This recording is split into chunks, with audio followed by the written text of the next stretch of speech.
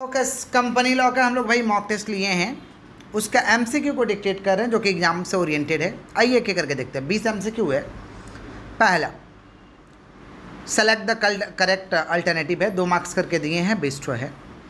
Corporate meeting means meeting of the. Corporate meeting का मतलब किसका होता है, किसका मीटिंग होता है? ये शेयर होल्डर का और बीओडी माने board of director, both of these, both of.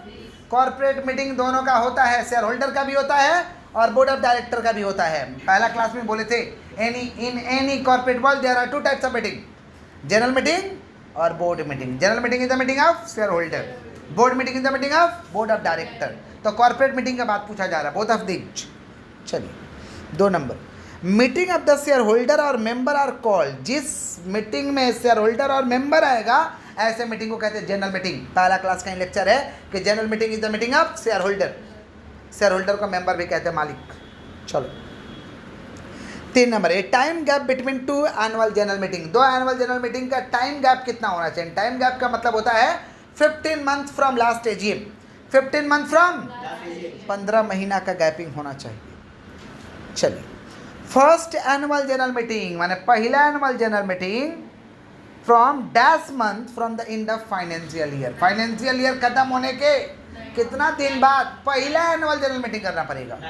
9 month. Subsequent रहता तो 15 मंथ फ्रॉम लास्ट एजीएम और 6 month from end of financial year, which ever is earlier. लेकिन फर्स्ट एजीएम है तो 9 month from end of financial year. Correct answer is 9 month. क्या subsequent के लिए 15 महीने। चलिए आइए देखते हैं 6 number, annual general meeting shall be held. Annual general meeting कहाँ हेल्ड होगा? Annual general meeting either eight register office of the company, company का रजिस्टर ऑफिस में कर लो, या तो जहाँ पे तुम्हारा कंपनी का रजिस्टर ऑफिस का है वहाँ at same other place within same city, town और village in which the register office of the company situated. या तो उसी टाउन में कर लो, उसी शहर में कर लो जहाँ पे कंपनी का रजिस्टर ऑफिस सिचुएटेड है, या तो कंपनी के रजिस्टर ऑफिस में कर लो, both of these, both of. चलिए भैया, EGM is to be convened by. EGM को बुलाता कौन है? Board of director. बुलाता कौन है? Board of director. या चालू कौन करवाता है? Board of director.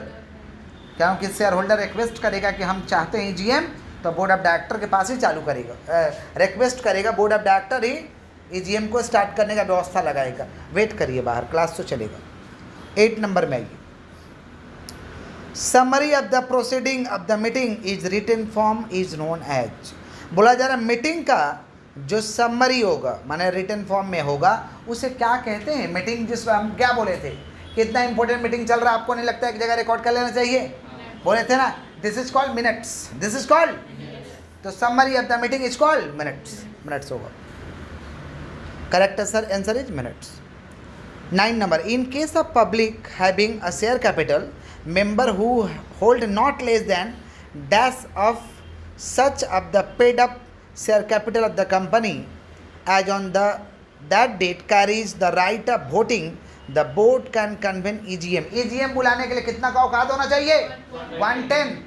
EGM बुलाना रिक्वेस्ट पे ना, शेयर होल्डर और EGM बुलाना चाहते हो रिक्वेस्ट पे, तो तुमको 1/10 का भाई औकात रखना पड़ेगा। 1/10 वोटिंग पावर तुम्हारे हाथ में होना चाहिए, समझे? 1/10 का औकात होना चाहिए। समझ रहे हो समीर? yes, चलो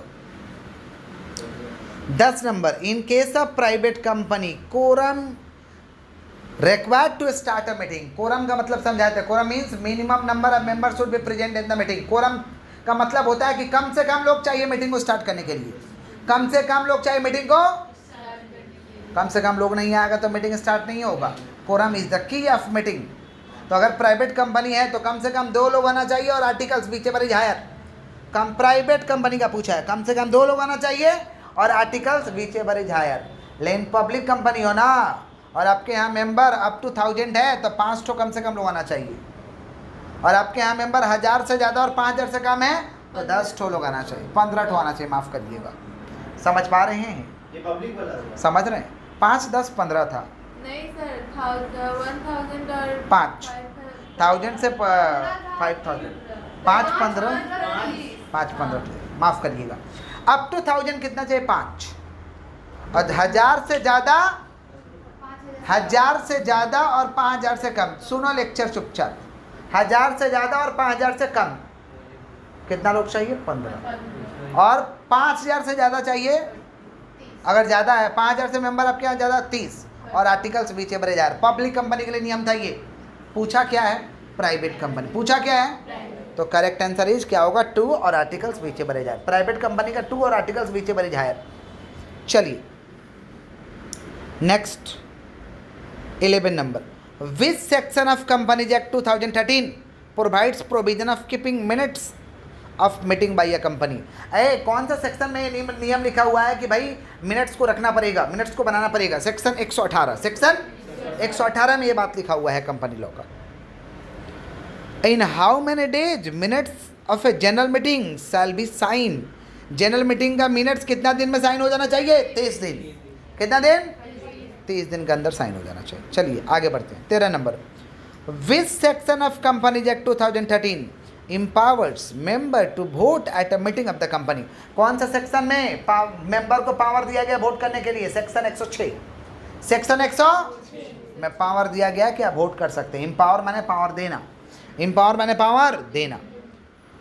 उसके बाद देखिए next 14 number, what is the form number of poll paper. Poll paper का फॉर्म नंबर होता है MGT 12। MGT फॉर्म नंबर होता है। Which section of Companies Act 2013 provides provision of holding meeting of board? Board meeting का section कितना है? 173। Board meeting का section 173। साल में बोर्ड मीटिंग कम से कम कितना होना चाहिए? 4 ठो। और OPC हो 1% कंपनी हो तो साल में कम से कम 2 ठो। गैपिंग कितना दिन का होना चाहिए? 3 महीना का अगर पब्लिक हो तो, और OPC हो तो 6 महीना का गैपिंग होना चाहिए कम से कम। समझे? तो सेक्शन कितना होगा इसका? 173। चलो, इन case of public company the minimum number of director, public company में कम से कम डायरेक्टर 3 होना चाहिए, अब प्राइवेट में कम से कम डायरेक्टर 2 होना चाहिए। पूछा कुछ और है, समझा कुछ और रहे हैं, तो रिवीजन भी करा रहे हैं। आइए, in case of public company the minimum number of director, director public company में कितना होना चाहिए? 3। Who appoint nominee director, nominee director को कौन बुलाएगा? लेंडर, जो पैसा दे रहा है कि देखो तो थोड़ा जाके ये लोग पैसा जो ले रहा सही जगह पे इस्तेमाल कर रहा है कि नहीं कर रहा। लेंडर मैंने बैंक बोले थे ना। और गवर्नमेंट भी नॉमिनी डायरेक्टर अपॉइंट कर लेगा। थोड़ा इस पर नज़र रखो तो तुम डायरेक्टर, इस पर नज़र रखो ठीक से काम कर रहा है कि नहीं कर रहा है।